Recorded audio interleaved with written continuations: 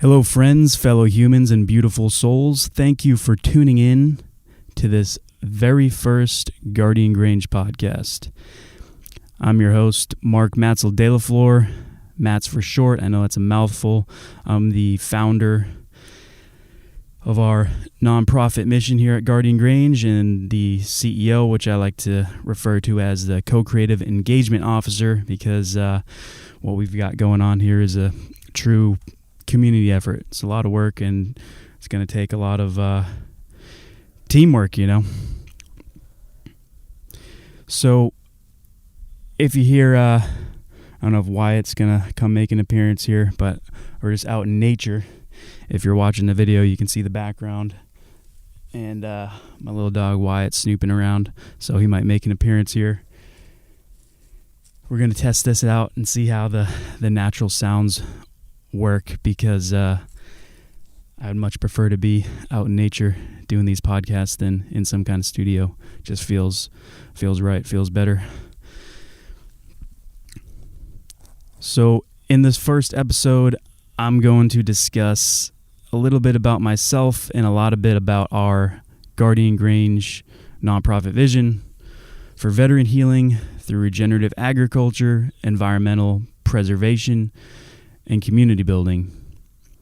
I'll tell you what we've been up to, what we've been able to accomplish over the past 9 months as a new organization growing in this strange social soil of our collective pandemic predicament we all find ourselves in. And finally, I'll close with how you can help support our effort to manifest the Guardian Grange vision, along with whatever final thoughts I have. But before I get into it, I'd like to read a little something I wrote, which I feel will kind of set the tone for an engaging first podcast. All right, here we go. Modern humanity must shift its focus from extraction to exchange and move from creating destruction into creating synergy. If we intend to continue as a species, we must reimagine the system and manifest a well-balanced relationship with our humanity and nature. It is not only within our human nature to transform. Transformation is the highest natural order of humanity. It is divinely human to work creatively with the natural world as a partner instead of exploiting it in endless competition for hoarding natural resources.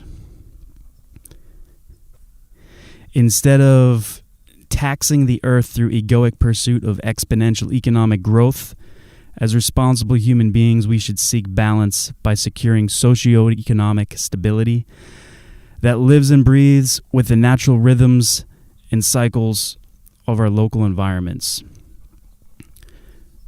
The ego-driven desire to control all of Earth by small groups of people will forever lead us into mismanaged states of conflict, because no centralized governing body can effectively manage any local environment that is detached from, nor can such government honestly, respectfully, and responsibly dictate how the communities interact within their social environments, within their local environments, to support their way of life. Humanity will never truly thrive with nature by conforming to distant, disconnected foreign governing authorities. Instead, communities should coexist with mutual respect for one another to lead themselves through their own local awareness and work in partnership instead of competition. Centralized micromanagement of human civilization has been an abysmal failure, always leading over time to empires being built and collapsing under their own bloat and reckless overconsumption.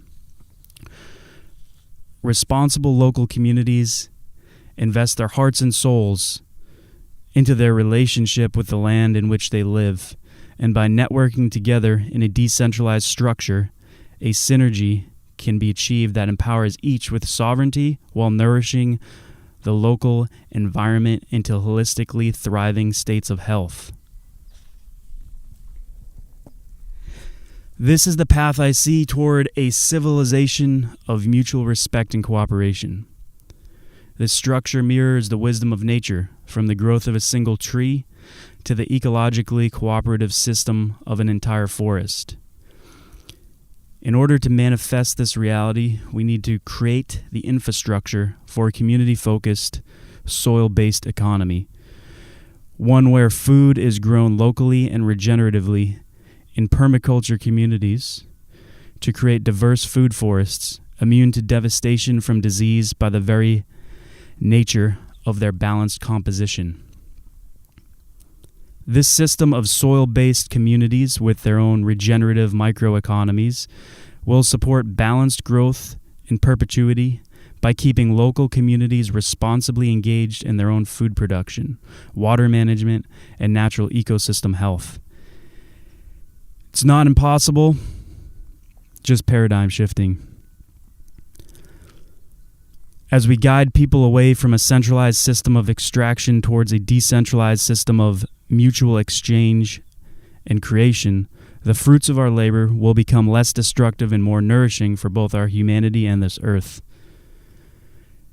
This is a path to convert the wealth of our collective human energy into environmental synergy.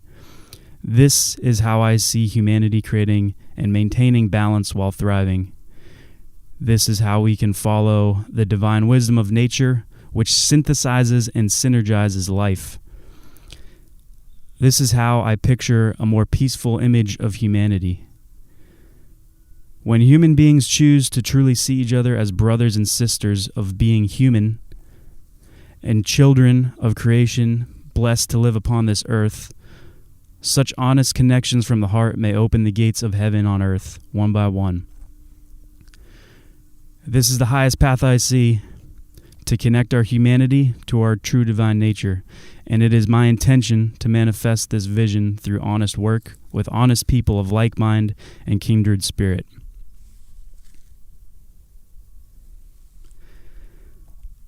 So that was the writing that I wanted to share.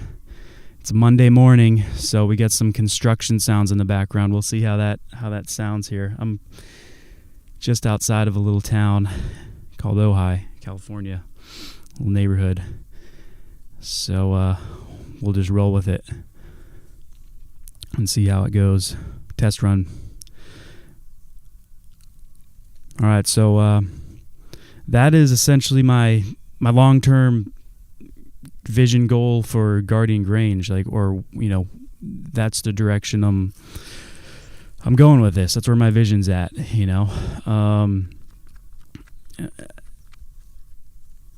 But before I get into that, I feel it's important to let you know who I am, how I got here, and why I've decided to dedicate my life to this work. This is it's what I'm going to do till the day that I die. I'm not going to stop. So, for those of you who don't know me, that was a taste of my writing, which is a massive part of who I am. It's how I collect my thoughts.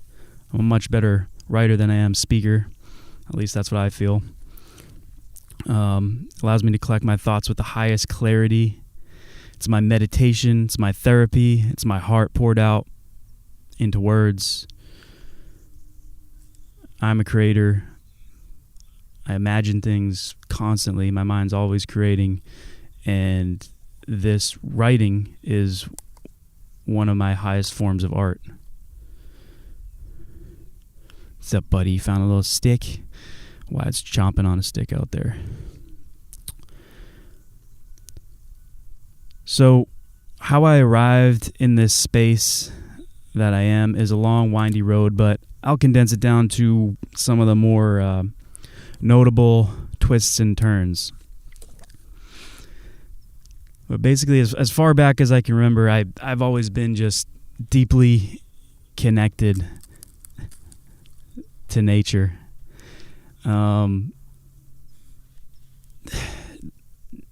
My farthest back memories of being a kid is just rolling through the forest. I grew up in the woods of New Hampshire, climbing trees, hanging out, watching the animals, just sitting in silence, mostly alone, but I never really felt alone in the forest.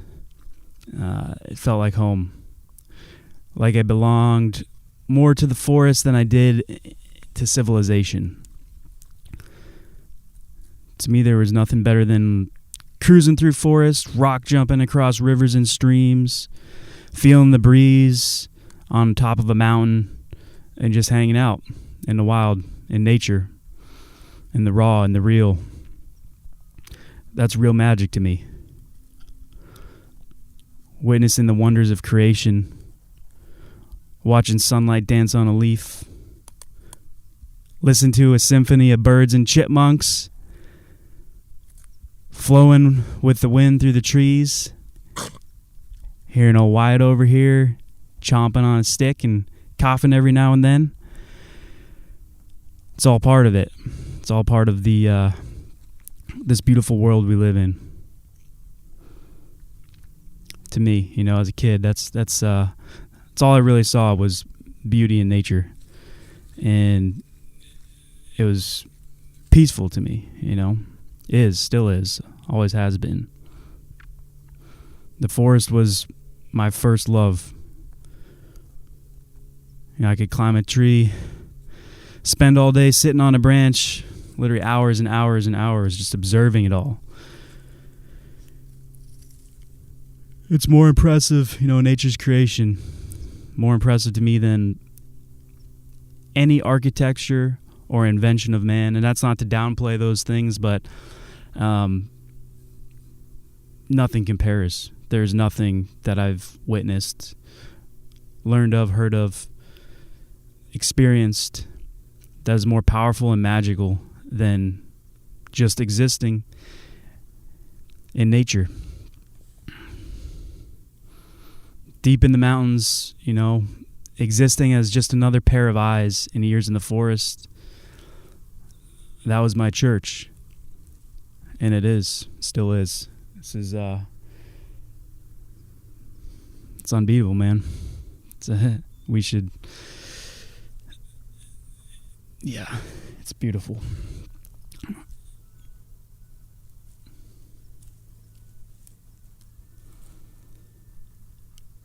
And, I never really fit in with what was considered normal. And I'm okay with that. I'm actually glad because it allowed me to see things in a much different light than a lot of people.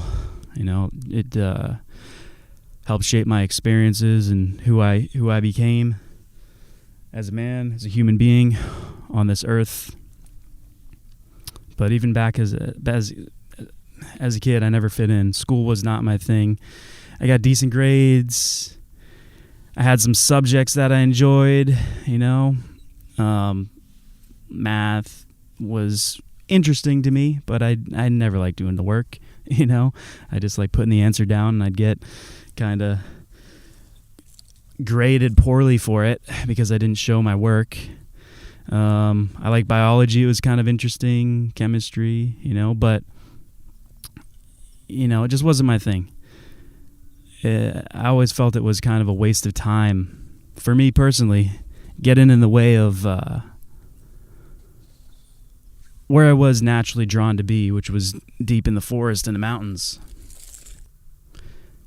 As I moved through grade school into high school, I eventually had to figure out my grand entrance into the machine and how I was going to pay the bills. That's what adults do. Get out there, you go through school, go to college, you get a job, you pay your bills, you pay your taxes, you have your weekends. That's kind of the traditional Western model of life. I just wasn't really down with it. Wasn't my thing, wasn't my jam, didn't make sense to me. Still doesn't really make sense to me. But anyway, that's where I was. That's where I was at in my own head as a kid. And I didn't really know what I wanted to do, within this system. But I did know that I didn't want to work in any kind of office job whatsoever. You know, I had a few gigs as a kid, like working at a laundromat, did some DJ stuff, painted houses, did some light construction, nothing crazy. But yeah, that office life, white collar stuff did not appeal to me whatsoever. I did love the sciences, you know, like I said, chemistry, biology, also physics. I was really into physics, got into quantum physics at a young age. I found it fascinating. And I actually got to take a class when I was about a sophomore, senior, I forget, but it was new class studying photonics, which is light, the study of light. And I really liked that. And if I didn't go in the military, that's where I was seriously considering pursuing. I think I was looking at going out to Arizona for college if I was going to go that route. But I really was not into continuing the traditional education path. You know, the wilderness was just calling my name. I wanted to figure out something to do to keep me outside.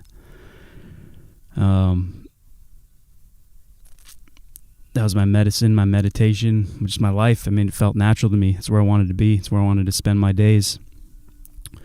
And so I started paying attention to what I knew of the military, mostly from movies. You know, I always dug the Vietnam jungles, the jungle movies. In my imagination, that, you know, the thought of crawling through a jungle was super appealing to me. You know, I love forests, and the jungle is just like a really lush forest to me, with a lot more stuff in it, a lot more animals moving around, a lot more life, and I just wanted to be in it deep, you know. And so, you know, I started learning about the branches. I didn't have I knew about military a little bit, but I wasn't like super into it.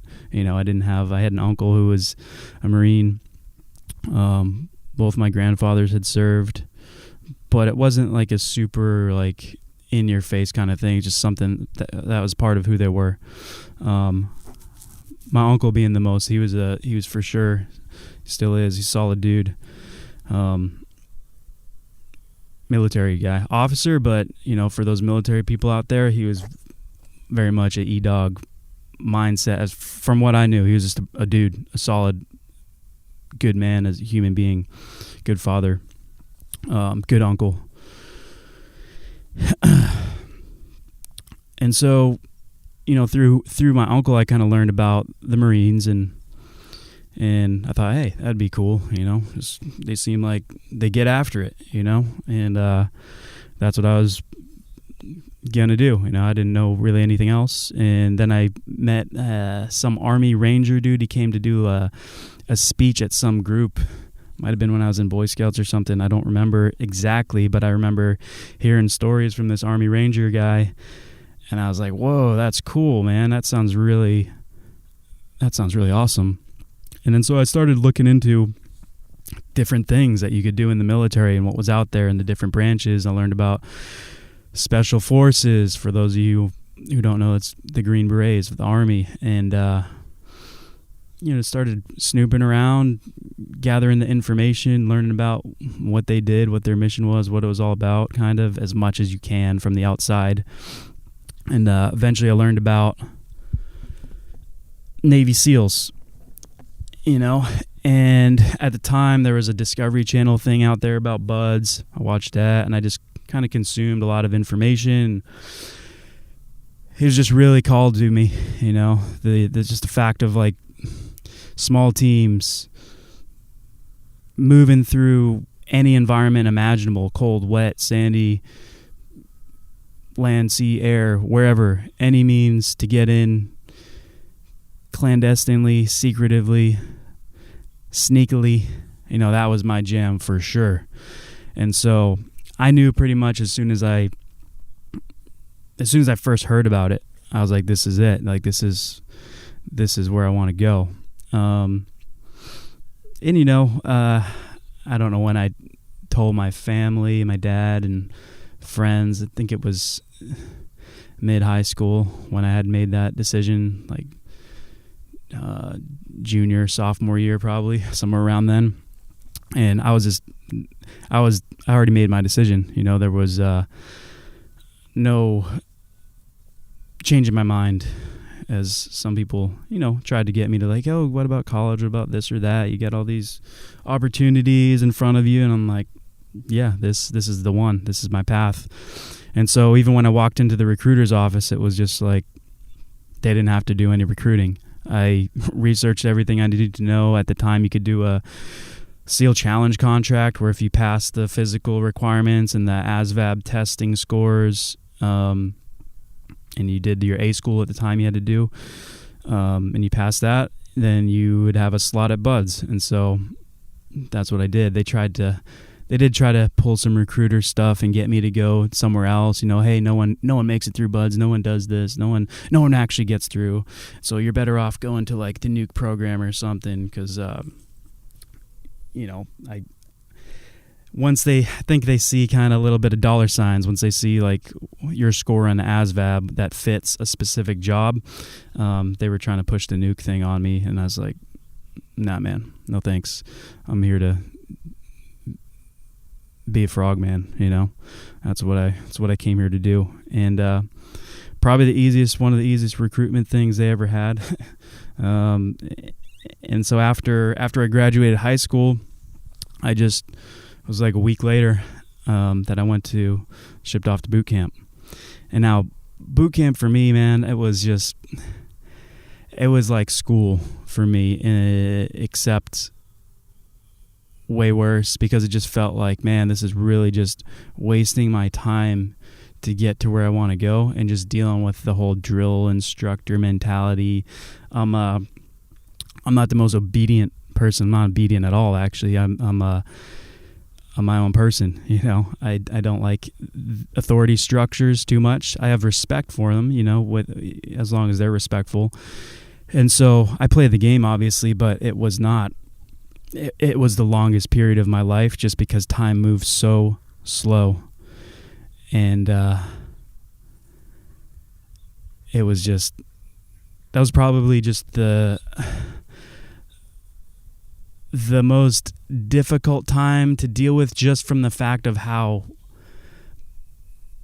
bland and lifeless it felt for me. Like, I wasn't into any of it, really. I wanted to go to this warrior group over here, and this stop did not resonate with me. All the military stuff that was going on, the marching, the yelling at people and this and that, it's just like, it seemed really silly to me. I get why it, is the way it is. But again, I came in to be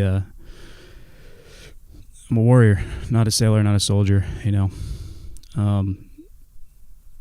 that's what's in my heart. And so after boot camp, I went to an A school, Gunner's Mate A school, which for the big guns on ships and stuff and missile systems, that's where everyone has to kind of go through armors to work on small arms, but mostly it's the shipboard systems. And so I learned about electronics and pneumatics and hydraulics and circuitry, and I did like that. I did enjoy it. I did enjoy learning about those things. That was up my alley, my curiosity alley. Did good through that school, and at the time, we'd just continue to prep for Buds, running, swimming. We'd have morning workouts regularly, cold plunges, hanging around SEALs who were the motivators, the dive motivators, who they were very very formative, like solid people. Whenever I was around them, it felt like, yeah, these are my people. Their mindset, how they act, how they carry themselves, the discipline they had, self-discipline, and just the kind of the warrior, wild style, man. They're well, we now, but at the time they were really inspiring, and so I always looked up to them. I remember, I'll drop a name out there, Eric Hatter, if he ever listens to this. Like, you were always a solid dude with your sarcasm. That's another thing about SEALs, and especially like in the instructor path, like the dry humor, sarcasm, and just shit talking it's genius level. It's awesome. It's always a good time. And so anyway, I eventually went to Buds. Classed up with 245, and it was surreal to me, because it was just like, it's everything I want to do. I was like, holy shit, I'm so like blessed that I have been able to do this thing, to like have this opportunity to go to Buds and with these other like highly motivated, just fucking awesome people, man. Like the best of the best people that I've met, as far as like have your back, like down to fucking do whatever needs to be done for each other. Those types of people come to Buds. You'd get like the riffraff and whatever, but they usually filter out. Every now and then, one or two will make it through. But for the most part, everyone that makes it through Buds is solid, at least from my perspective, at the time. And everyone before, all the guys that came before, they were solid warrior class, awesome human beings, and just real fucking warriors. And I was honored to just have that opportunity. And I was about 18 at the time, because I just graduated high school. So I was young, I guess, but a lot of the guys in the class were around that age. We had some guys up to like, the oldest guy I think was about 35, right on the edge. And we just had a good time, man. Running everywhere, getting beat for all of what we did, our little our pre-phase, I forget what we called it now, indoc, and we'd basically just run and swim and get beat and get deconned and be cold, and just always working, always doing push-ups, sit-ups, running, swimming, and then we class up, phased up, and just get beat down psychologically and physically. I mean, you do it to yourself. All the physical stuff is voluntary, so you can quit at any time. So it's really you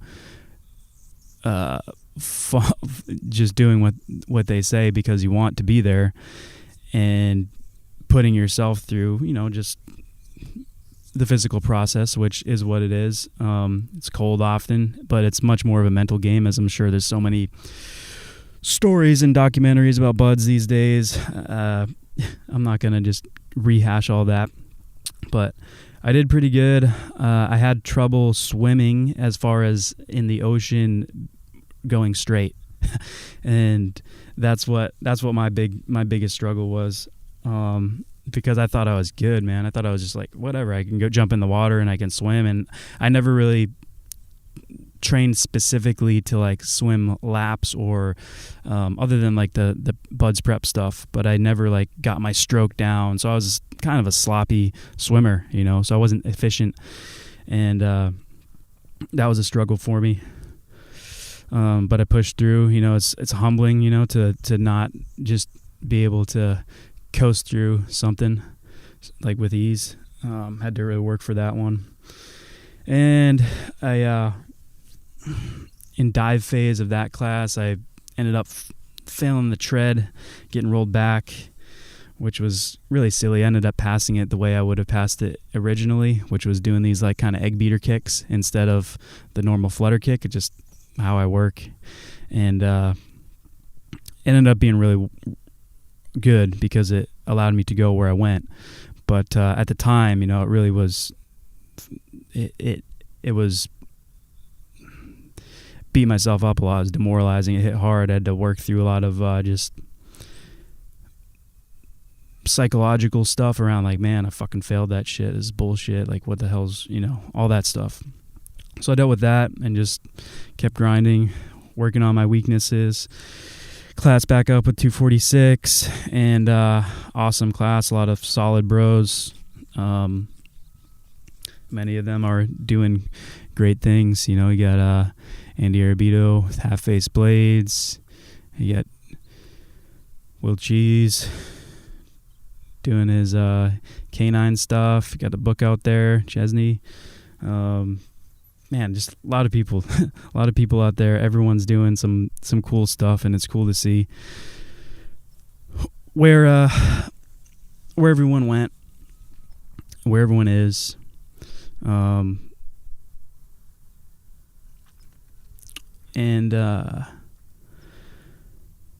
Yeah. So after Buds, the Bud story. Went to Team 5, which was cool because so you go to SQT, SEAL qualification training, and do some just intermediary step training for getting to the team to prepare you, like CQC stuff, more weapons training things, combat swimmer things. And so before you graduate, you got to choose, like, hey, where'd you want to go? And my first choice was 5, and I was all West Coast. I didn't want to go back to the East Coast. I came from New Hampshire, would not be thrilled to have gone back to Virginia Beach, which I had never been to, but it was East Coast, and I didn't want to go back to the East Coast. So I put down like 5, 7, and 3, I believe, something like that. And everyone pretty much from our class, which is not normally the case, but we all pretty much got to go where we wanted to go. There was guys who chose SDV, guys who chose East Coast, West Coast. That everyone got to go there where they went. And so for us, all of us who went to 5, there was about, I think 5 of us went to 5, and we were jumped in towards the tail end of their workup. So they were basically getting ready to deploy in like 3 months, 2-3 months, somewhere in there. And so we kind of got attached as this little bastardized group under some solid bros. Will Spencer, who's got a Warrior Foundation that I'll put in the show notes description here. And he was the epitome of a team guy. He was exactly what I expected of a team guy to be. And actually all of 5 at the time was that way. Like, everyone there was just war machines, fucking warriors. Honorable, just Wild West, solid beast of human beings. And so we were in this little cell. We're going to be like basically supporting all the teams on deployment that we were around, and just kind of filling roles and doing some sneaky stuff with Will there. But along the way, there was a platoon got restructured, reorganized, kind of broken up and spread to the wind for some disciplinary action stuff, and nothing crazy, just more they were party animals, and so they're just like, you guys are too, the head shed the brass, the officers are like, you guys you're too much of warriors, we're gonna break you up. Basically, that's how I saw it, because they were solid motherfuckers, all of them. They were solid dudes, the exact bros that you want in war. And that was kind of my first taste of seeing like the disconnect of officers, an administrative side versus the actual warrior class side. There's a saying, there's team guys and there's guys in the teams. And that was one of my first direct experiences of that. And so anyway, they pushed us all to different platoons and ended up deploying to Baghdad on that one. And we did a RIP, which is just split. So we did like half deployment in Baghdad, and then we went to the Asian countries, based out of Guam. And in Baghdad, we were doing, at the time, PSD, which really put a bad taste in my mouth, because that is not what Frogman signed up to do. Really, it's not what I considered. It's not warrior shit to me. And I know, like, the reason we got that is because the guys at Dam Neck did a real fucking kick-ass job with the cars I detail, and it just gave us a good rep. Like everything we did as operationally as SEALs, as a community, we had good reps, and so people wanted us to do the work, so then that became part of our mission set. And actually before going out, I'd done the only parts of the workup I did were combat skills, which is like CQC, close quarters combat, rifle pistol work, working in urban terrain, call that Mount at the time, now it's Sauk, whatever, just word games that they play, and PSD, the personal security detail stuff, like executive protection basically. And so that's kind of was our role in Baghdad, and I really was not into that whatsoever. It was another experience where I'm like, all right, strike two for me. And we ripped into Guam, had a good time. I'd never really traveled outside of the continental United States before, because I just came from high school, and so it was cool seeing another part of the world. And went to Singapore, Thailand, South Korea,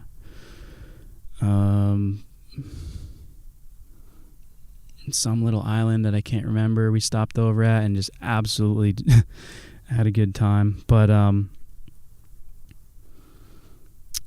came back from that deployment, got to go to sniper school, which was bucket list, SEAL and sniper. That's the only school. That's the only school I wanted, and I didn't even have to ask for it. They just kind of threw it at me, just because my rifle skills were, good, shooting skills were good, and so like, hey, you're gonna go to sniper school. I'm like, sweet, and I loved that school, man. It was at the time it was a 6-month school, and it was broken down into 3 phases. We had a photography phase called pick, and then a scout stalking phase, and then the shooting phase, where all of it got wrapped up into one. And the reason you have the photographic capturing phase is because part of being a sniper is gathering data, surveillance, reconnaissance. And so I actually really enjoyed that, because you have these big lenses on these cameras, these Canon, these D60s, and a big telephoto lens that we'd work with to be able to zoom in and get facial IDs and license plates and whatever we were looking for. And you had to be able to move around and camouflage yourself, camouflage that big lens, which glares in the sun. And I really like that, the field craft of it. Memory games, Kim's games, all that stuff. I really dug it. And then the next phase, scout, which is stalking, that was like the ultimate, man. If that was my jam, like that's what I grew up doing as a kid, just moving around the woods, hiding, sneaking around, and I loved that, and I did great, and I absolutely loved it. It was the best. Some of my best times in the teams were in sniper school, in those fields. And, the whole time we would just basically sneak around, try to set up on whatever a target would be, and there'd be people moving throughout the terrain, instructors who were trying to identify us, trying to catch us, and if they caught you, you'd fail, and there'd be people down at the target with binoculars looking for us, and at any point, if you got seen, you'd fail. And then when you'd set up to be able to identify, there'd usually be some letters or colors or something that you'd have to identify, like description of what's going on at the target. You'd have to pass that information on. And when you did that, then they'd send a walker over next to you, and the instructor would like glass your area, and if they saw you'd fail, and then he'd put his hand on top of your head, finger like this, just fingertip onto your head, and they'd just stare at you with glass where your position, and if they could tell there's a human there through binoculars, you'd fail. And then you'd have to take a shot, or sometimes you take a shot first, to signal that you were set up. It just kind of depended on the evolution, but we'd take a shot, and it would be with a blank round, and so when you shoot, they'd be staring at you, and if they saw any movement, flash, from the gun blast or any of that stuff, you'd fail. And so I really liked that, and I felt really good about myself just passing all that, and just, it was my element, man. Land navigation, terrain, I would always, like, even coming out into nature, I can move without a map. I understand terrain like the back of my hand. I just know that stuff. And so I always liked land navigation, and added stalking and sneaking and being on your own in the wilderness, dude. That was it. I was like the best it could get for me. And then our next phase, we went on to just shooting, where you'd actually train like snaps and movers, different yard lines, unknown distance, just get tested on your shooting ability, time, calculating distances, spotting other people's rounds. And it was cool. It was a really good time out there in Indiana at the time we were doing that school. And so came back to the platoon, and for our next deployment, we went out to Ramadi after the fairly well-known at this point Team 3 Bruiser platoon with Jocko and all of them, Kevin Lace, JP Donnell. They got the Echelon Front thing they're doing. Kevin Lace got a book out. Also the Chris Kyle movie, American Sniper, that they did. And so that story's out there, and so we relieved that platoon in Ramadi. And to me, that was another pinnacle of the job. It's like being a professional athlete and then going to the Super Bowl, basically. Like, we got to go to the show, and I understand that war's not good. It's hell, but it's sometimes it happens, and I'm a fucking warrior soul, spirit, and just like all the bros were, that was our jam. And so being out there was just, I actually felt at peace in war.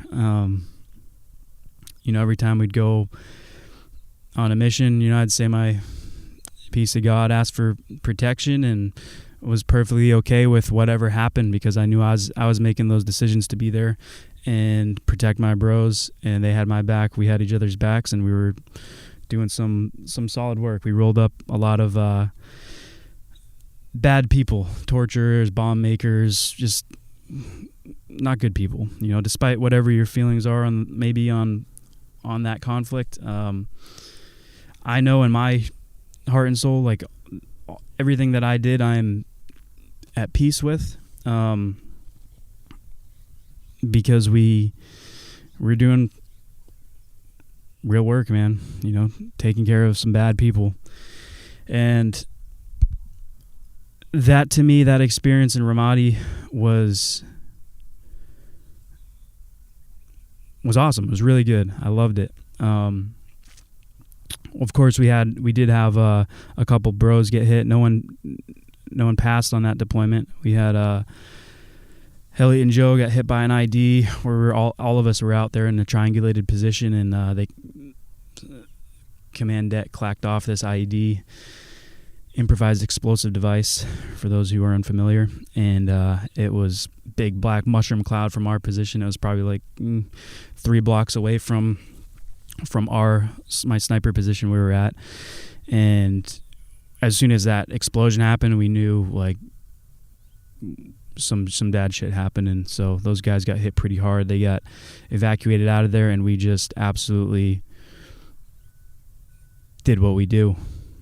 We unleashed fucking hell on the enemy, and did what we did. So we did a lot of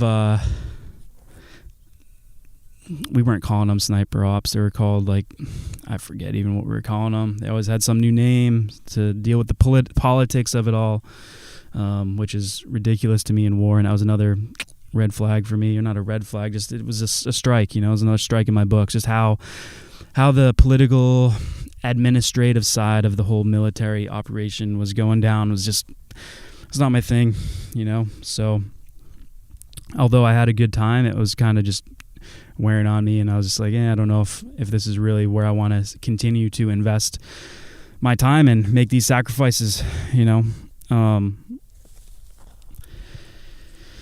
So when I got back, I could have done another platoon if I would have re-enlisted, but I wasn't sure if I was going to stay in, so I just did an extension, and because of that, I got to go to TRADET because I wouldn't have made the deployment cycle, and so they're like, hey, you can go wherever you want to go at TRADET, and so I chose combat skills. That was the only other place I would have wanted to go was maybe sniper, but there was no slots there, and so I chose combat skills, which was the whole close quarters combat, pistol rifle skills, and urban warfare.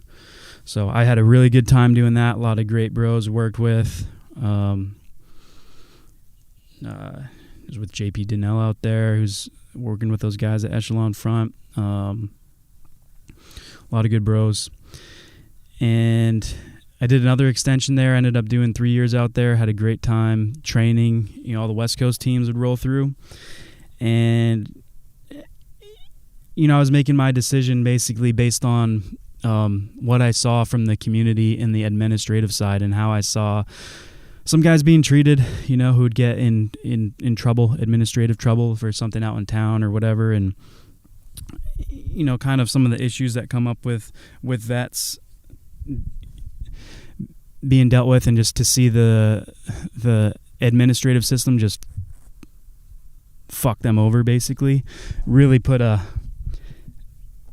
bad taste in my mouth. And at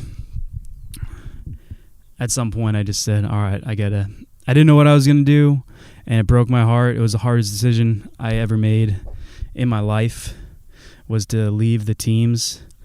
Because there was nowhere else for me that I saw, that nothing else I wanted to do. I didn't want any kind of job. I wasn't after money, income, any of that shit. I just wanted to do honest work that was true to me as a human being, and it just wasn't it. It was close. It was there. The guys were fucking awesome, really good people that I worked with, but just the head shed structure, chain of command thing. It was not going the direction that I wanted to be a part of. And so I made my decision to leave and kind of just, floated around, figuring life out again. The very first thing I did was sell new cars at a Honda dealership, because I'm like, I got to get a job. I got to do something, I got to pay bills, right? And so I went and did that for a couple months, and it was interesting. I enjoyed it, and from the fact of like, oh, this is what kind of people do out here, because I never really had that experience. So I'm like, all right, here's a job. You're working 7 a.m. to 7, 8, or 9 p.m. 6.5 days a week, so 6 days one week, 7 days the other week. You'd get a day off every other week, and after 2 months of that, I'm like, yeah, this ain't for me. I got other things to do with my life. Nothing. If you love car sales, nothing against you. It just wasn't my jam. And so I decided, well, I got this GI Bill thing. I might as well go to school, even though, I had my military break. So I was kind of ready to go back and actually learn from school, like use school for what it is there for, college. And I went in and I had these thoughts like, I'm going to go in to do a double major in psychology and economics. And so I just started going to the community school because I didn't know. I didn't really research anything with college. I'm like, I'm just going to start going to college. GI Bill, all right, here I am going, and I'll figure it out as I'm in it. And so as I was going through it, I didn't set up my courses properly, and so I would have had to do an extra year of math to continue on that path. And although I was really good at math, I would have had to get those credits, and I just didn't want to continue on with so much extra time. And I also had a little bit of time limits from my understanding back then to get that degree done. So I didn't want to push it. And then I'm like, all right, I got to just change what I'm going to do. And so I've kind of just read through all the descriptions of what was there. And I chose I'm like, hey, if I'm going to go to school, I already know I'm good with economics and psychological understandings of things, just naturally, and just how I am and where my interests lie. And so I decided, well, I should work on a weakness. And I was not a good public speaker, very shy growing up because I grew up isolated and stuff. And they had a communication major, and that was all about public speaking, oral presentation, debate, all those kinds of topics, like human communication, nonverbal, all these things. So I'm like, all right, I'm going to go put myself into this uncomfortable situation and do this, because that would meet my time requirement, and I felt it would enrich who I am. Part of my philosophy is, like, if I recognize a weakness, I want to build it up into a strength. And so I'm really glad that I made that decision, because I had to do all kinds of weird stuff, like spoken word poetry, and I put myself in really uncomfortable positions for me, like in front of a class doing poetry stuff and all these different activities, some creative, some speech, some debate, and it really helped hone my edge of who I am as a human being and develop those skills that are so important, to be able to communicate effectively to other human beings. It's one of the most important skills a human being can have if you're talking about interacting in a community. And so I really like that. And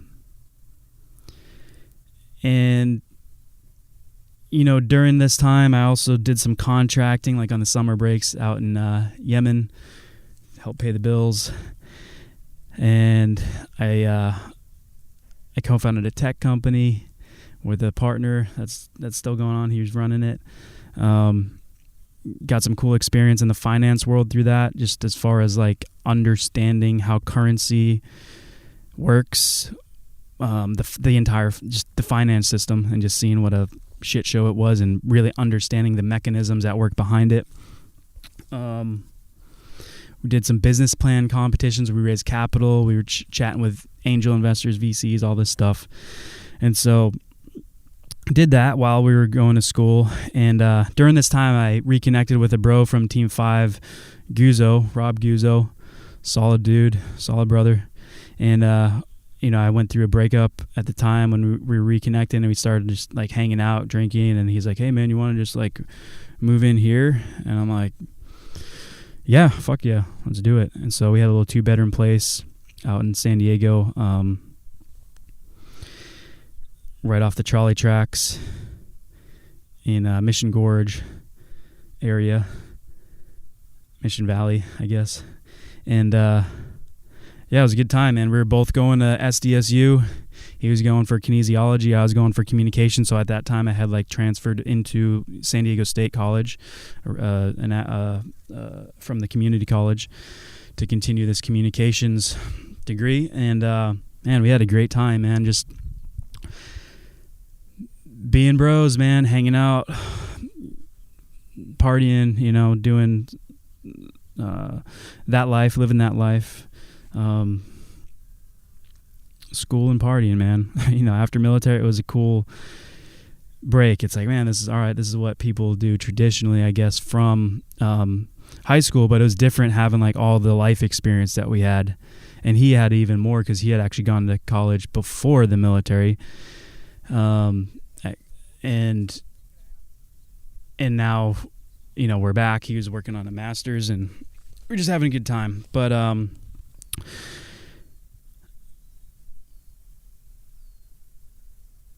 eventually he became a casualty to this war, this internal war that affects a lot of veterans. And he ended up taking his own life when we were roommates, and I was in my room. He was out in the main room, and we had there's a couple friends over, 3 friends. They had all been out earlier. I was somewhere else. I came in late at night, and they were already like deep into drinking and stuff, and so I just ended up passing out in my room. Woke up to the news of everyone kind of freaking out, and I always thought it was a prank. I went out and saw him laying on the floor, and I was looking at him like, no, like, I'm like, hey, bro, get up. Like, this shit ain't, like, ha ha ha. Because he was kind of a prankster, you know? He was a big prankster, life of the party guy. He was always getting into some stuff. And, oh, there you go, buddy. Oh, I just knocked the camera down. Hold on a second. We're almost done, buddy. You can just hang out.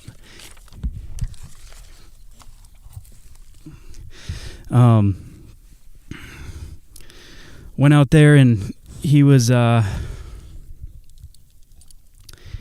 the floor, and I ended up figuring it out eventually, obviously, that it wasn't a prank.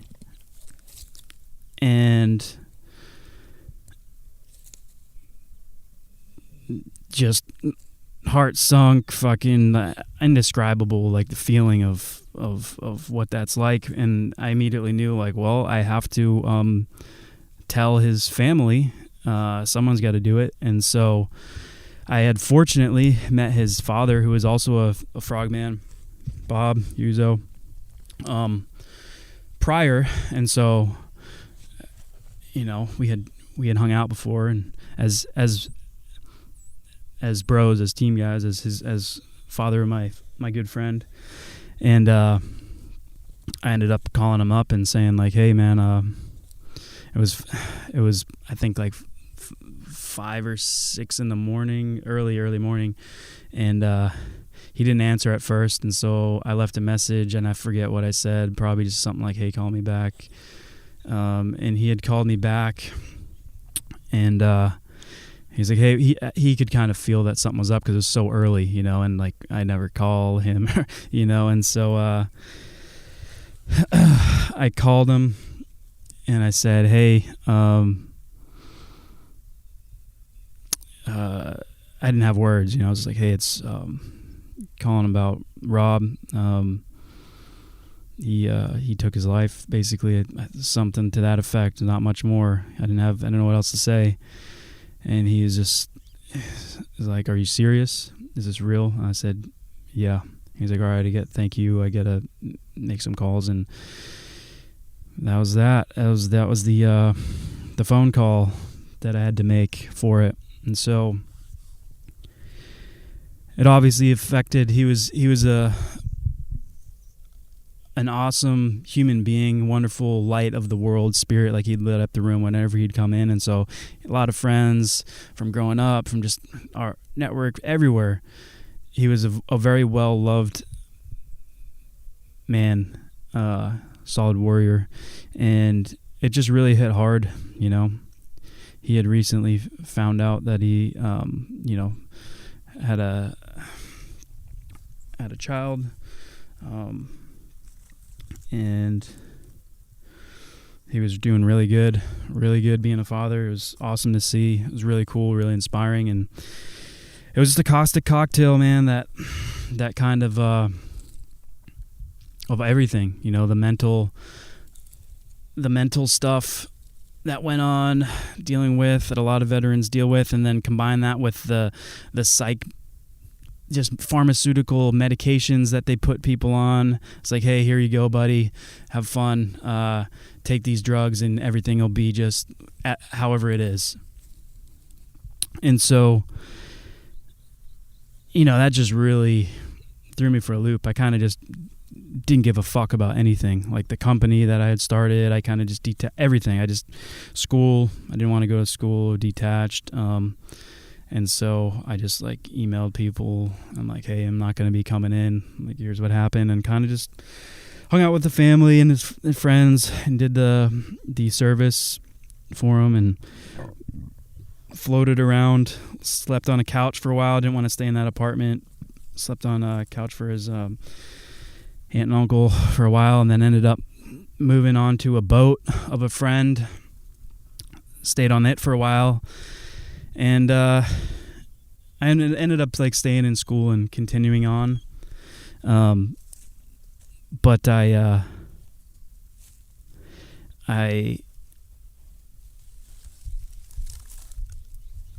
had a lot of stuff to deal with. You know, I spent a lot of time just by myself, alone, with people too, but I spent a lot of time alone, just being out in nature, running, working out, walking around with my dog, just sitting in reflection, kind of like how I did as a kid, just being with myself. And I hung out with people too and stuff, and tried to like kind of drink away the pain and stuff and distract at times. But I sat with it too a lot, but it gets to be a lot, And so eventually from living on the boat, I realized like, hey, there's these boats here, and I ended up buying some boats and ended up living on boats for a while. Still kind of detached, unplugged, went through school and had a couple jobs and contracts that I did. Started like fixing the boats up to be flipped, to sell. And I'd buy and sell cars and stuff on Craigslist and things like that to pay the bills, get some jobs here and there.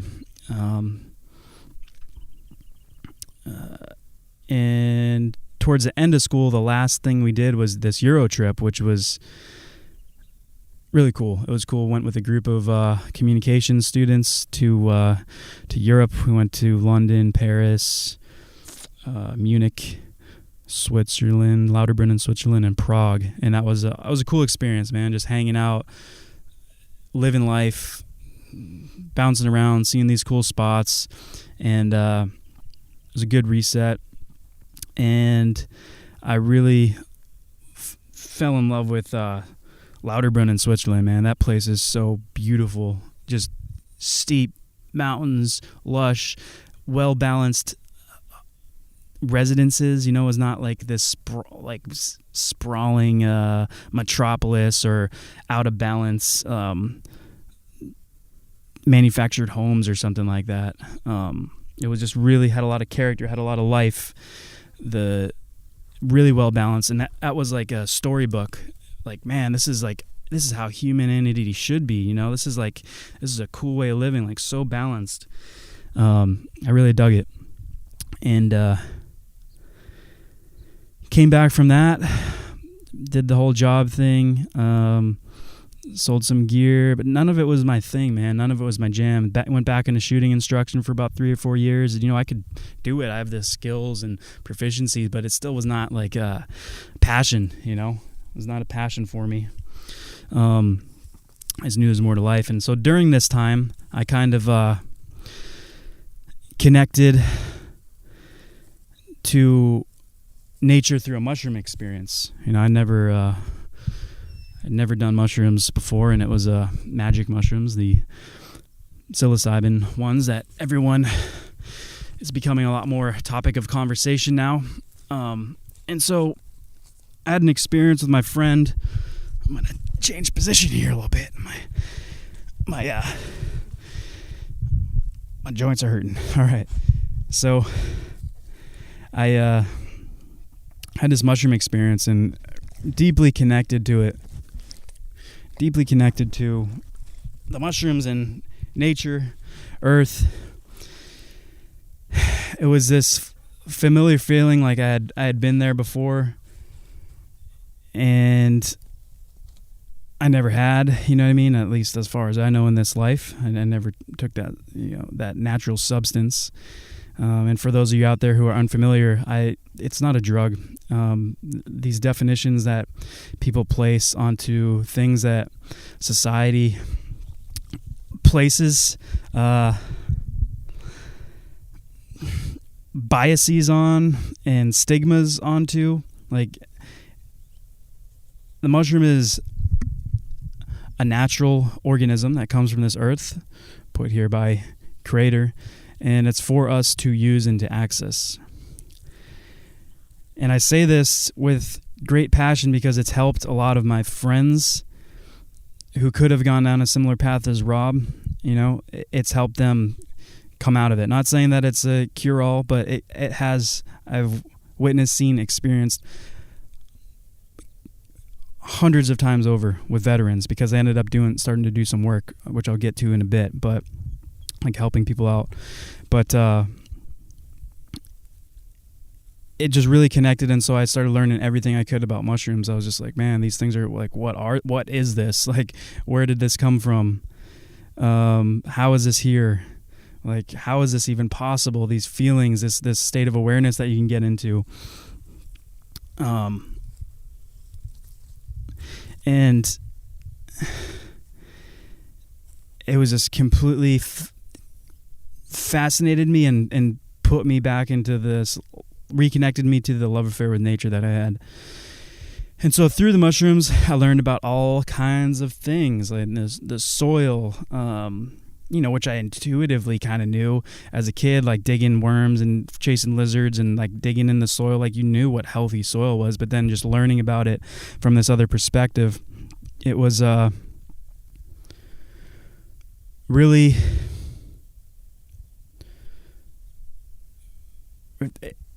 It reopened my connection to being a human being in the way we're supposed to be, or the way I feel I was supposed to be. Like it just felt right, and so I just pursued that, not knowing anything, just learned everything I could about it.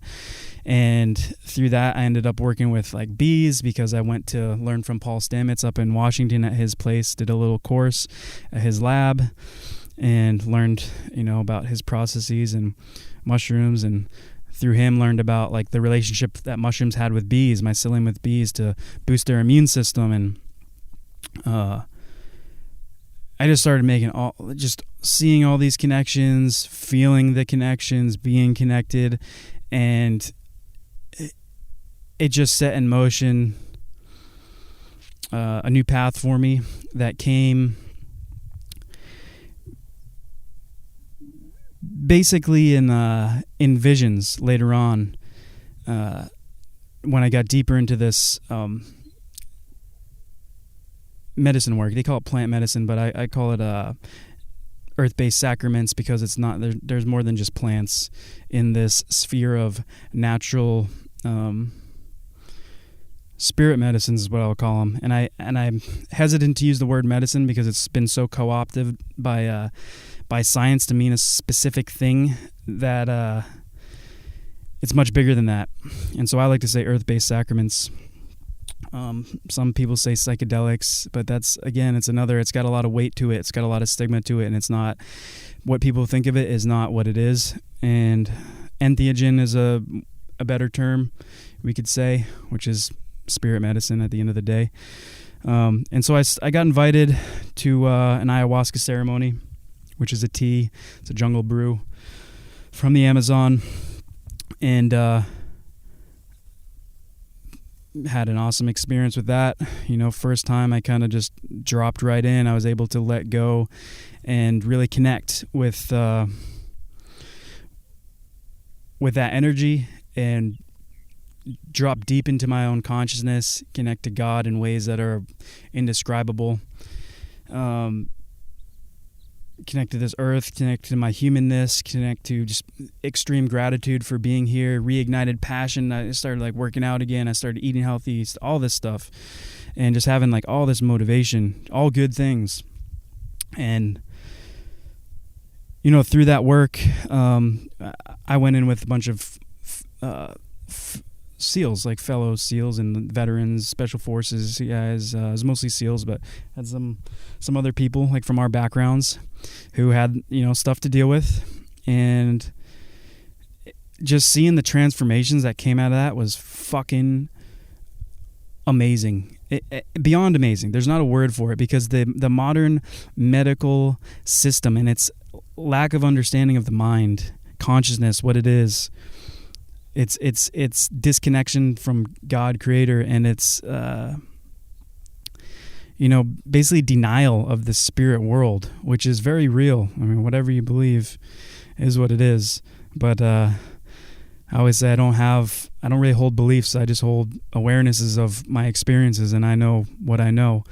And so I'm not trying to step on anyone's toes, but it is what it is. And the positive impact that comes out of this work, when done properly in a proper setting with good community, and not medical. I mean, medical people, you can do what you do, like the whole MAPS thing, like you're doing your scientific research, but there's much more beyond what the science can ever describe, way more.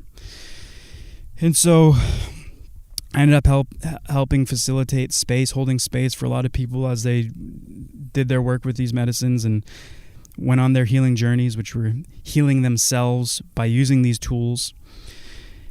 And I worked with Sonoran desert toad, combo, which is a frog medicine, all kinds of different medicines, which maybe I'll talk about at some point, but don't need to get in too deep. Just the fact is that these earth-based sacraments are sacred and they should be respected. And I have a deep connection and passion to them, and for the gratitude for what they've done for, my community, my people, myself, and other communities that I've linked up with. The work has just been amazing. And so in my work I do more journeys, and there's a lot of healing. That's one thing that can happen with I'm just gonna check that we're still recording here. Yep. So there's a lot of healing that can go on, but that's not all that there is. A lot of these communities, they kind of just go over healing over and over and over again. And for me, that's beautiful if that's the work you need to do. But for me, I was going into very creative spaces in my consciousness, spiritual connection, communicating, with higher power in my own way. And I'm not ever going to be able to describe that accurately for anyone, but just is what it is.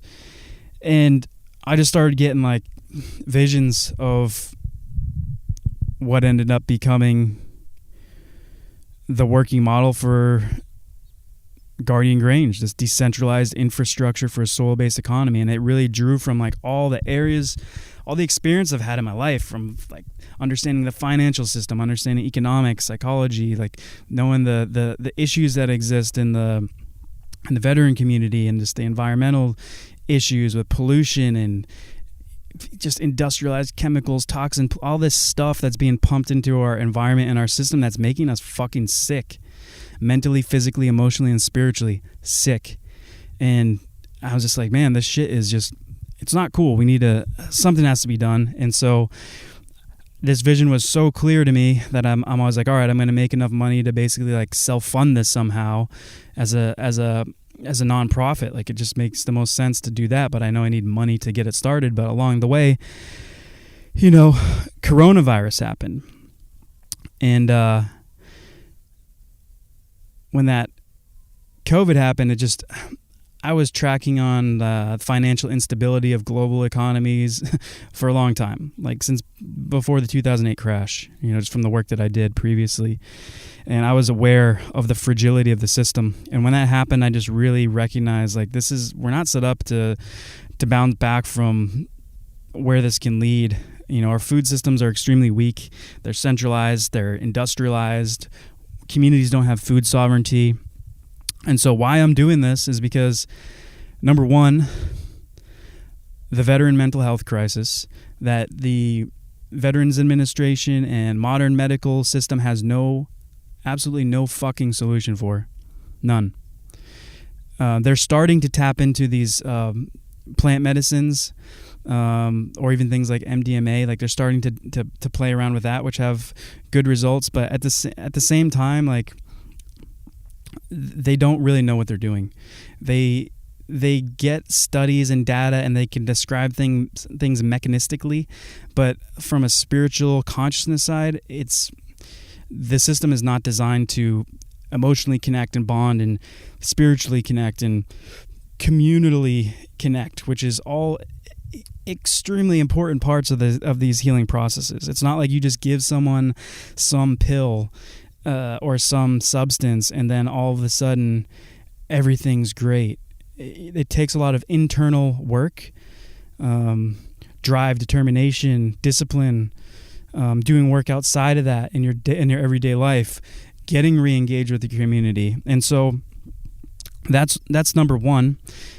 Number two is just the weak food systems and environmental damage that's going on, and my connection to nature that I knew was healing for me personally, and I know other people, everyone loves like to go look at the Grand Canyon and the redwoods and just hike in nature. And so that was number 2. And number 3 is this what I would call rapidly dividing social structure and dissolving of the fabric of society, fueled by all kinds of things, from bullshit that I'm not going to get into, things that the media does, putting out fear and rage and just complete fucking bullshit. Sorry if you don't like swearing, but it is, man. And I just got sick of it. And I saw an opportunity to create a synergy, to bring all those things together, to bring veterans back together in community, engaging with communities, getting these food systems up, working on the environmental issues, and just really starting to do work. And it motivated me, like, to the coronavirus motivated me, like, I don't have time to just wait to try to get all the money I need to self-fund this thing. I just got to put it in, apply for the 501c3, get this thing going, start talking to people, and start cranking away. And so that's where we're at. That's where it started at. And to summarize that vision, it was basically a radical transformation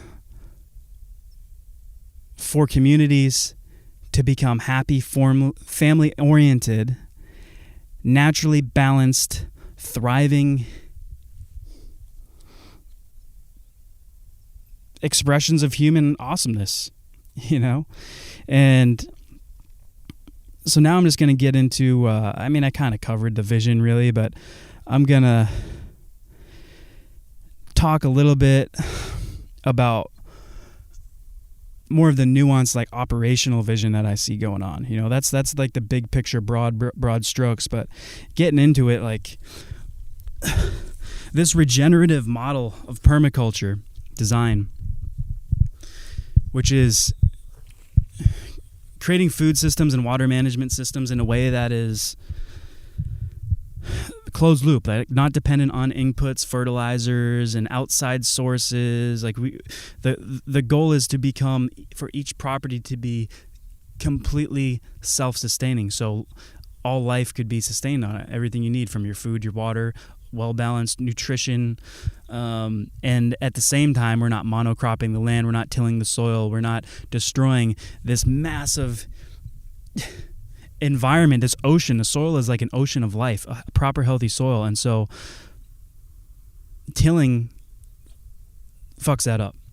And getting it back to healthy it could be a process. It can take like 7, 8, 10 years potentially, depending on how bad the soils are in an area, because we got to get the life back into it. And so part of this regenerative agriculture model is reintroducing animals onto land, because animals it's a food web. Everything's cyclical. Like, the shit from the animals feeds the soil. The saliva, like from the bison that used to roam all over 30, 60 million, tens of millions of buffalo in these massive herds that used to exist in North America in those great numbers, that have now been kind of replaced by cattle, but not really, not in the proper way. But those animals, those creations of nature, have a natural, sacred relationship with this land. They know what to do. Everything from their saliva to their feces, it works with the environment to keep the soil healthy. And their ability to roam free on land, they just do, they maintain the land better than a human being ever could. And where I see our role in things like that is to get back as close to that nature as possible on all these properties, to allow nature to do its thing and to input in a way that creates a synergy. So we're either going to let nature do its thing And if we can't improve it, we're just going to take care of it. And if we can add some things, work with food to make the soil a little bit healthier, reshape some certain areas to help water management potentially in a balanced way. Like, these are the kinds of things that regenerative agriculture and permaculture seeks to do. And so through that work, we have opportunity to train up this massive disenfranchised base of veteran community who has high drive, motivation, determination, discipline to get work done. And so my vision here is to kind of merge those two worlds and repurpose what's going on. Repurpose these things that are just out of sync, being the human veteran community and nature, and using both to heal each other. Like, we'll heal ourselves through working with nature and communities, and at the same time build community around that, because we'll be working in communities, and it just makes sense to get as much engagement and involvement as possible to really build, like, get to the pinnacle of like where humanity can be. And we also, the veteran community, like, we have other skills, especially from my background of as being a SEAL. Like, we used to go out and do surveillance and reconnaissance deep in the wilderness, high risk evolutions, and so I see us partnering with, maybe educational institutions in the future to help out with, like, gathering data, or maybe doing some reconstruction projects. There's a lot of adaptability we have that serves this role and fulfills this mission of healing human beings through our efforts to heal nature. And these regenerative properties that I'm, I call it a decentralized network of regenerative agriculture properties to build the infrastructure for a soil-based economy, right? So that's what we're doing at this grassroots level, and we're just cranking away to kind of shift this infrastructure that isn't really working. The modern industrialized infrastructure, it isn't doing that great. Like, it has had benefits, but it has had a lot of costs too. And so it's not like we have to just abandon everything we know, but we have to reset, reimagine in an honest way. Not reset like this great reset bullshit where they're trying to re-centralize control, and the same people who fucked shit up are trying to pretend they have the solutions for us all. No, I'm talking about a human reset within our own consciousness, within our own communities, to say, like, hey, we're locally, individually, and communally responsible for our local environments, and we don't have to solve all of the world's problems from our little chair or think about that. We just need to solve the problems directly around us in our local environment. And that's where I think a lot of energy is just dispersed and spent in a way that is non-productive, because everyone's focusing on the big global problem, but not so much the local problem. Like, how many people will go to a rally for an environment but never plant a fucking tree or a bush, or engage with wildlife, or help manage water system, or something like, or protect a natural environment, or any of that stuff? Like, there's a big disconnect there, and I see I'm not into it. That's not me. I'm here to do work, and so that's who I surround myself with. I surround myself with people who are also here to do work. And I've been blessed to be put in contact and link up with some solid people, some solid communities. And I guess that's where I'm going to go into, like, where we're at, the accomplishments we've made so far in these past kind of 9 months of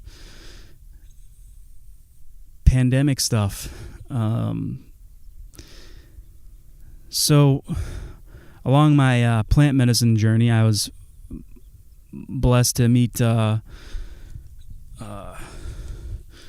lot of good people. But I met a bro who's working close. He works with our organization, Joe, up in the Bay Area. He's been really instrumental to helping us grow this, and through him met another solid bro, Carlos, of Decriminalized Nature, and through that connection linked up with Shane Norte of the Morongo Band of Mission Indians, the Paucachim, the original people of the land in San Diego area on the La Jolla Reservation. And through that relationship, we've done a lot of like deep healing work with people from our communities, the veteran communities and the Native Indigenous communities. And it's become a really cool relationship. It's an honor to do that work in that capacity with real people in a way that's completely free of charge. There's no cost to anyone else, and it's helped a lot of people. And we'll get into that in another episode. I'm not going to go too deep into that work here, but part of working with that church is, the healing journey is our missions are so aligned. I mean, the natives, that's just who they are as people, who they've always been on this land base for hundreds of thousands of years before like this entire machinery of Western society existed. And so it's just a natural connection that we made, and we share a lot of an aligned vision, not just a very aligned vision of getting community back on track, reconnecting people with Creator, reconnecting people with the earth, and just doing good work, honorable work. And so that's one really solid connection that we have made, that I'm proud to be a part of, and just really gets me motivated. We're also working with some solid people, partnered up with Seneca of Bottoms Up Community of Oakland, Ocala. He's got a community garden in the city, doing fucking awesome work, growing crops. He's got goats, he's got chickens, like just doing the work, man. Just getting done what needs to get done. He's like the kind of bros we need, kind of people we need to do this work. We also partnered up with the Neiman Shell Ranch out in Bolinas to get some pollinator programs going, get some restore the native plant life, because the pollinators like monarch butterflies and other pollinators have been decimated through various reasons, pesticides. It's a complex topic, but pesticides, radiation, all kinds of environmental damage that has just wreaked havoc on them, and in turn wreaks havoc on the native plant life and the health of the soil and all that stuff. So we're doing the work to help reinvigorate the natural plants on that land. So we got some projects around that. We're going to put in some fruit, some berry patches, and also plant some trees and the native plants, and also probably put some sheep on there at some point to help with the soil. And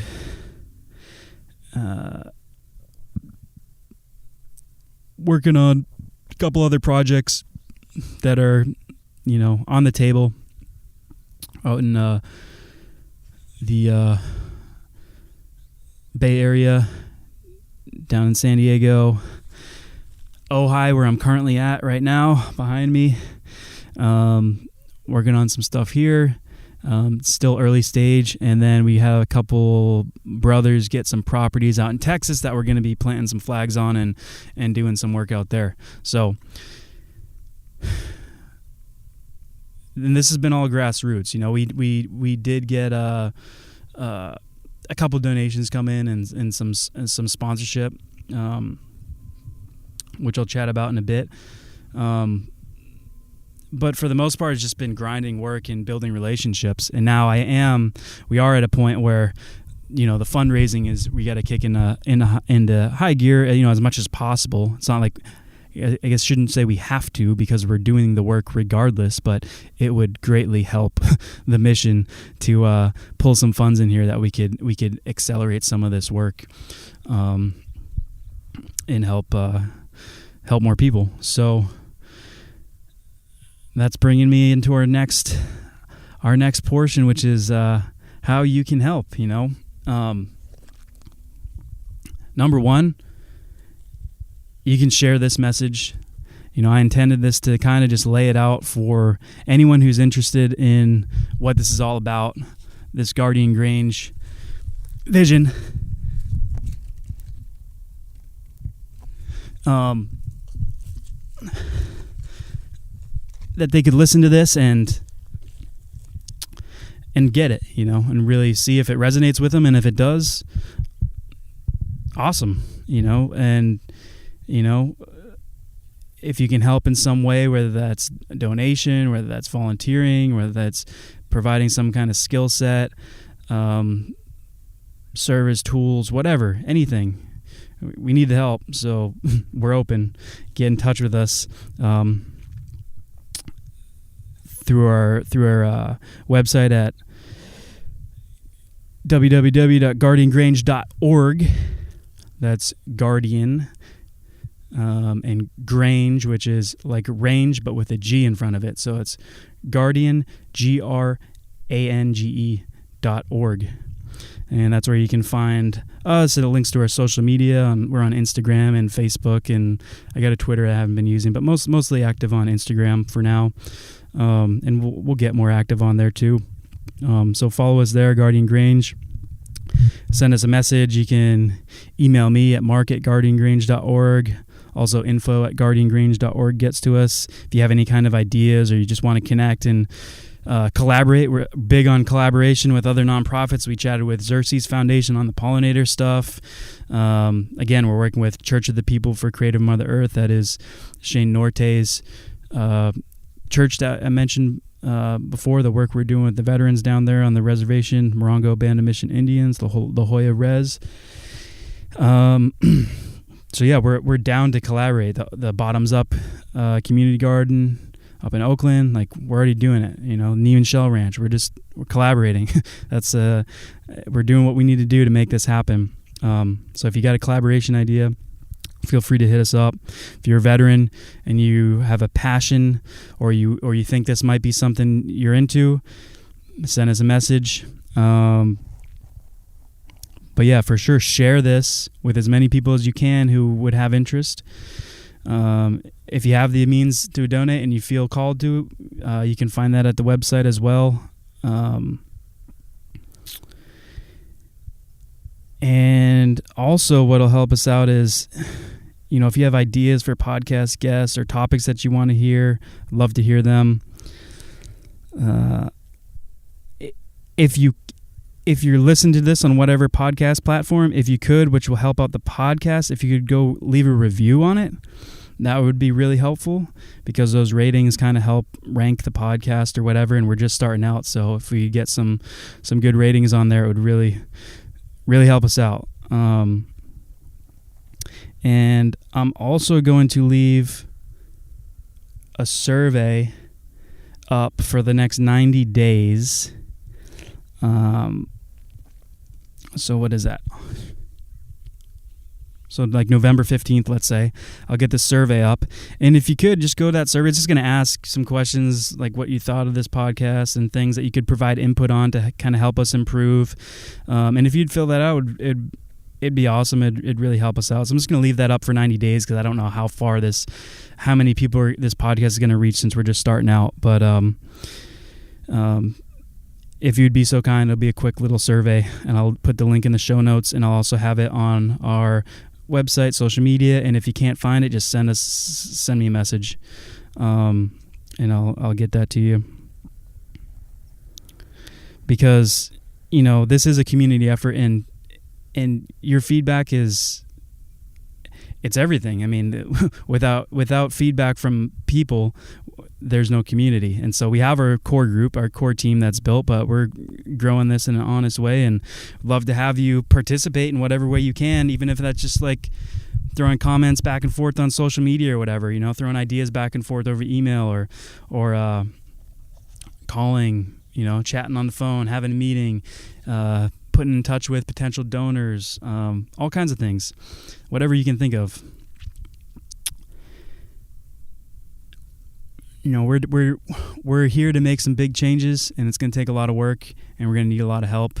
In my mind, this is grassroots for sure, but in my mind, it's beyond that, because grassroots is usually associated to some political stuff, and we're not political at all.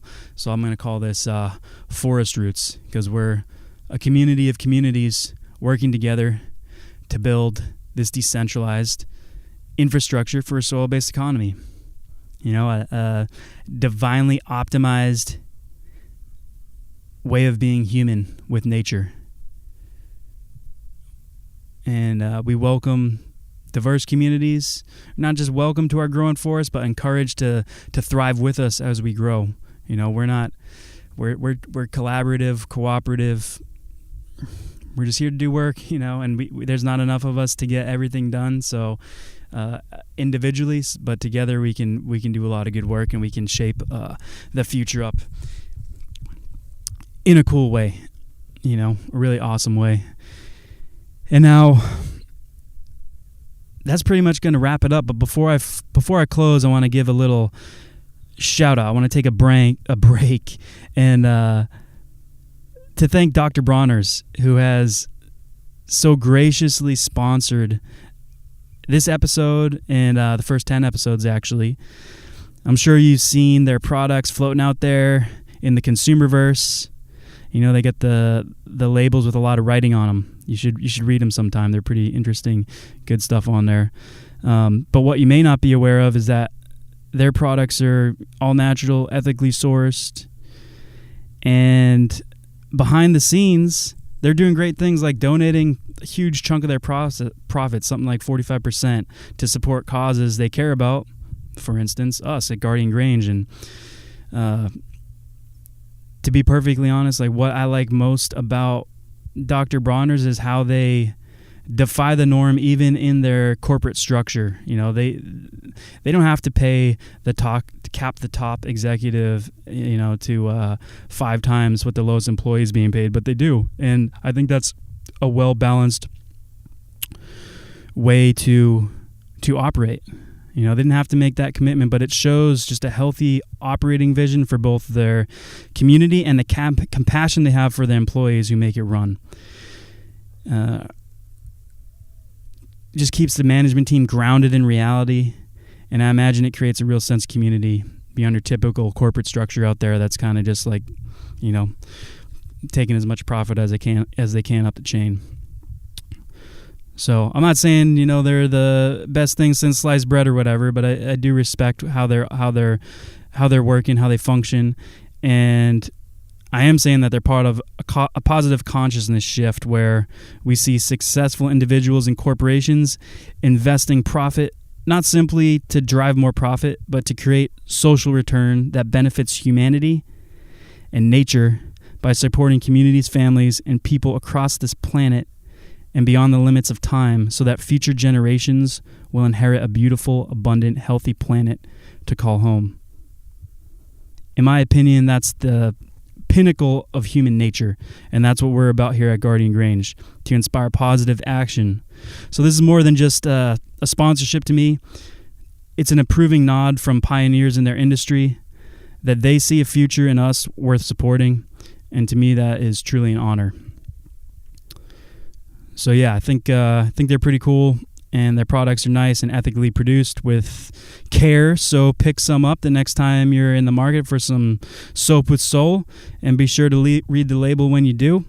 Also, a special thanks to David, Les, Alyssa, and Emily for being helpful over this this time supportive during our birthing as an organization, basically. Thank you for believing in the Guardian Grange vision. It made a big difference. It matters a lot.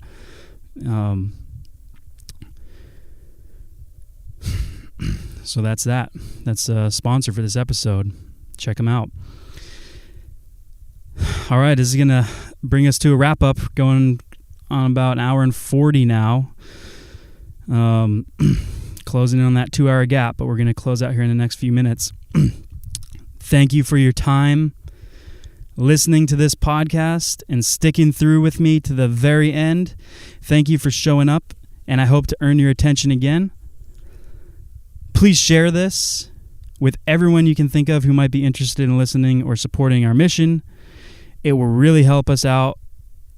We got a lot of work to do and can definitely put any donations to work. Again, you can. We're a fully registered 501c3 in good standing, so donations are tax deductible.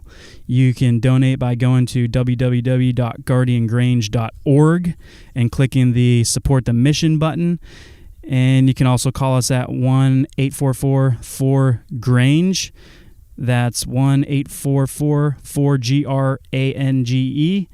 Or if you're into digits, that's 1-844-447-2643.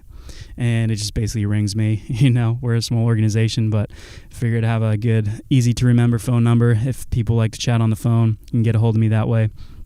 Also, you can email me at mark@guardiangrange.org. You can follow us on social media. Again, I'm going to leave that survey link in the show notes, description on our social media to help get your feedback for this podcast. It'll be live until November 15th, 2021, and it'll really help us create better content in the future. If you have requests for topics, ideas for guests, or any other feedback, please take this quick survey, link in the show notes. Also, if you'd like to sponsor an episode, please email sponsorship requests to mark@guardiangrange.org. Until next time, friends, fellow humans and beautiful souls, be well and do something good today. Humanity's counting on you. Peace. Oh, and one more thing, actually.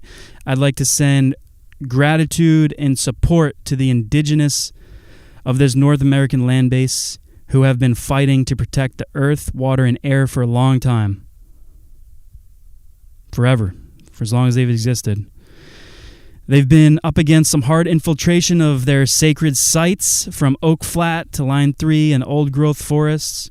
We'll talk more about that in future podcasts. I'd also like to send my condolences for the thousands of residential school deaths of Indigenous children at the hands of the missionaries and Canadian U.S. government institutions from the 1870s through 1996 that have been recently uncovered. I guess they were known, but they've been uncovered and shown to be true. You know, not that needed to happen. We kind of already know the history here, or we should. And they'll continue to be uncovered. You know, there's nothing more sacred on this earth than the lives of children. Nothing at all. And not in my opinion, not what I know. And these crimes against humanity are a scar on the consciousness of this land base and humanity, and I pray for the healing for all who are affected. I'm honored to be on native land and to be working with the Morongo tribe, with Shane and the bros, Ish and Lou Dog, and you know, all the bros, man. We're doing good work, so peace out.